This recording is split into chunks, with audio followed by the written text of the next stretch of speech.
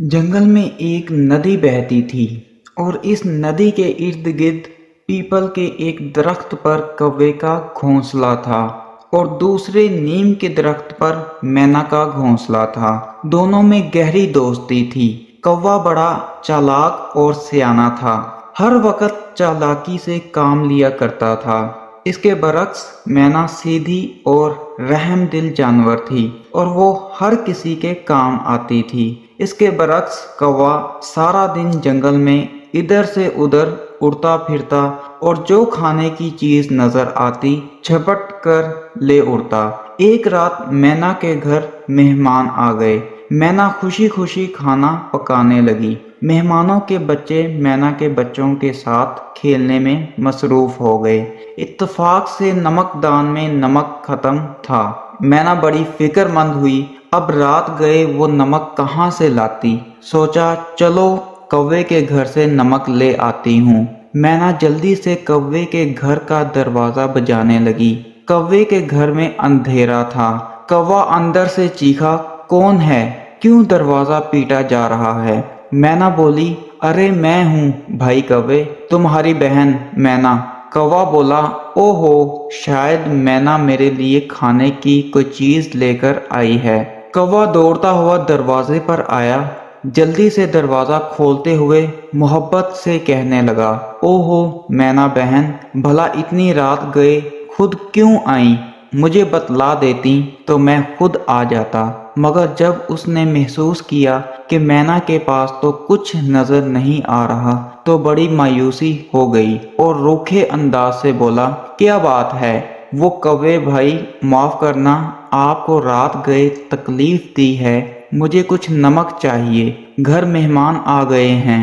गांव की सब दुकानें बंद हैं। सोचा आपका घर तो सारा नमक का है, आपसे नमक ले लूं। मेहरबानी करके मुझे थोड़ा सा नमक दे दें। तुम्हारा दिमाग तो खराब नहीं हो गया बी मैना? इतनी रात गए आकर ना सिर्फ मेरी नींद खराब कर दी है बल्कि मेरा मूड भी खराब कर दिया। लो भला, मेरे घर नमक का गोदाम हो गया जो निकाल कर दे दूं।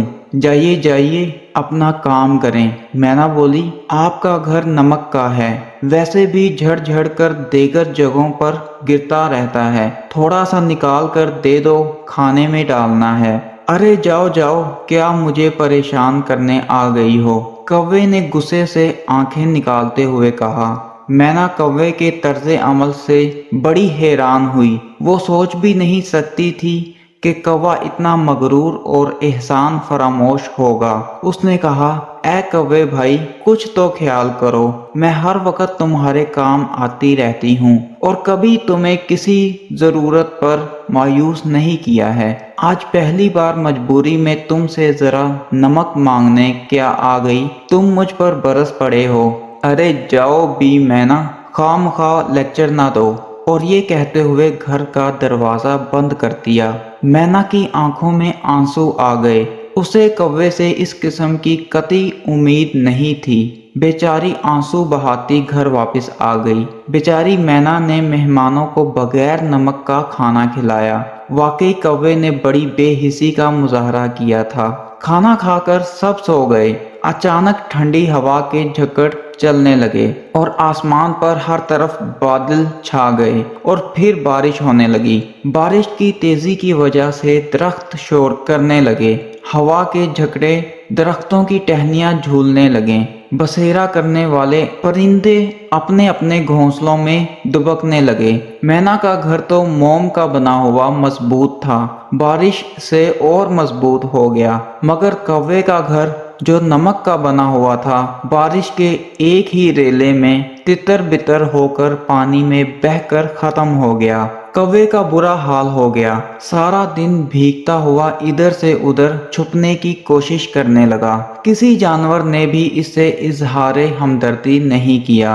आखिर गिरता पड़ता मैना के घर आ गया। दरवाजे पर जाकर आवाजें लगाने लगा, मैना बहन, मैना बहन, दरवाजा खोलो, मैं मरा जा रहा हूँ। मैना ने जल्दी से दरवाजा खोल कर देखा। कौवा बुरी तरह बारिश में भीगा हुआ सर्दी से थर थर कांप रहा है।